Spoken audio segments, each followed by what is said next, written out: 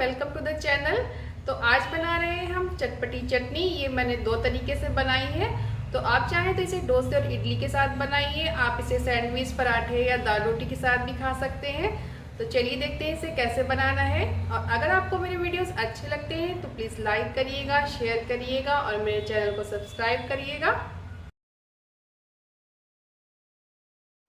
इस लहसुन वाली लाल चटनी को बनाने के लिए सबसे पहले आप गैस पर रख लें एक पैन। इसमें हम ले लेंगे 1 चम्मच ऑयल। बहुत ज़्यादा तेल नहीं लेना है, बहुत ही कम तेल में चटनी तैयार हो जाती है। तो ऑयल को पहले हमने गर्म कर लेना है। तेल क्योंकि हमने यहाँ कम लिया है इसलिए हम इसे पैन पर यूँ थोड़ा सा फैला देंगे कि पैन हमारा अच्छे से तेल से ग्रीस हो जाए। तो इसके बाद आप इसमें मिला दें 10 से 12 कली लहसुन की।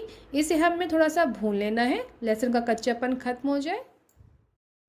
लहसुन को भूनने में तकरीबन हमें केवल आधा मिनट का समय लगेगा। तो जब लहसुन भून जाए तो इसके बाद आप इसमें मिला दें लाल सूखी मिर्च। तो यहाँ मैंने 6 मिर्च ली हैं क्योंकि इसे हम थोड़ा तीखा बनाने वाले हैं। मिर्च डालने के बाद हम इसमें मिला देंगे प्याज। तो हमने लिए ढेर सारी प्याज। मैंने यहाँ पर 3 बड़े साइज़ की प्याज ली है। अगर आप मीडियम साइज़ की ले रहे हैं तो 4 से 5 प्याज लग जाएगी। प्याज को हमने गोल्डन फ्राई होने तक भून लेना है। प्याज को हमेशा आप मीडियम फ्लेम पर ही भूनें ताकि वो एक सी भुन जाए। फ्रेंड्स, ये जो चटनी है वो बड़ी ही टेस्टी बनती है, बड़ी ही तीखी। आप चाहे इसे डोसे के साथ खाएं या इडली के साथ खाएं, उत्पम के साथ खाएं। आप इसे नॉर्मली सैंडविच और पराठे के साथ भी खा सकते हैं। ये सब के साथ बड़ी ही टेस्टी लगती है। अब प्याज भी हमारी यहाँ गोल्डन हो चुकी है, ये आप देख सकते हैं। तो प्याज को भूनने में हमें 4 से 5 मिनट का समय लग जाता है, बट ये काफ़ी अच्छे से अब भून चुकी है। तो अब इसके बाद हम मिला देंगे इसमें कटे हुए टमाटर मैंने यहाँ पर 4 मीडियम साइज़ के लिए हैं। इन्हें हमने रफली ही चॉप कर लेना है।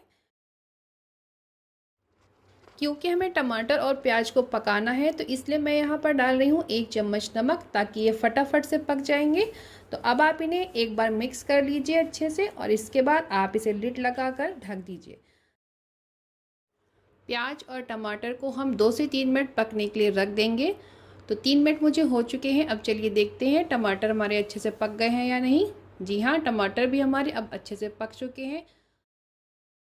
अब ये लहसुन, टमाटर और प्याज जो हमने भून कर रखी है ना, इसे हमने कम्प्लीटली ठंडा होने के लिए रख देना है। जब ये पूरी तरीके से ठंडा हो जाए तो आप मिक्सी का एक जार लें और उसमें इसे ट्रांसफ़र कर लें।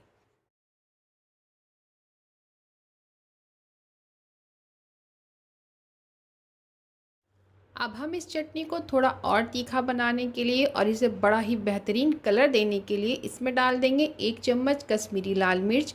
ये पूरी तरीके से ऑप्शनल है, अगर आपके पास नहीं है तो आप नॉर्मल लाल मिर्च का भी यहाँ पर यूज़ कर सकते हैं। अब टाइम है इसे पीस लेने का। तो चलिए, ये लीजिए, तैयार है हमारी लहसुन और प्याज की डोसे वाली चटनी। अब इसे हम फटाफट से एक बोल में निकाल लेंगे। तो इस चटनी को कंप्लीट करने के लिए इसमें एक तड़का हम लगाएंगे। तो चलिए बनाते हैं इसे। तड़का बनाने के लिए सबसे पहले हम लेंगे एक तड़का पैन। इसमें मैं डाल रही हूँ 1 चम्मच ऑयल। ऑयल जब काफ़ी अच्छे से गर्म हो जाए तो इसमें आप डाल दें 1 चम्मच मस्टर्ड सीड। जब ये अच्छे से चिटकने लग जाए तो आप इसमें मिला दें 15 से 20 करी पत्ते। जब करी पत्ते थोड़े से पकने लगे तो आप इसे मिला दें 1 या 2 लाल मिर्च।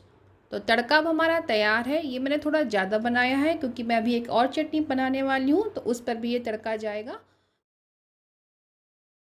अब फटाफट से हम इसे चटनी के ऊपर डाल देंगे।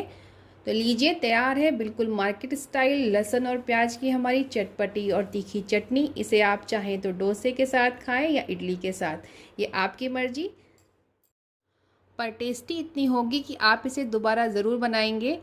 तो अब बनाते हैं हम दूसरी चटनी। तो ये मैंने कोकोनट की चटनी बनाई है। इस चटनी को बनाने के लिए मैंने यहाँ पर लिया है 1 कप ताज़ा नारियल। इसे मैंने ऐसे छोटे छोटे टुकड़ों में काट रखा है। अब इसमें मैं मिलाऊंगी आधा कप दही।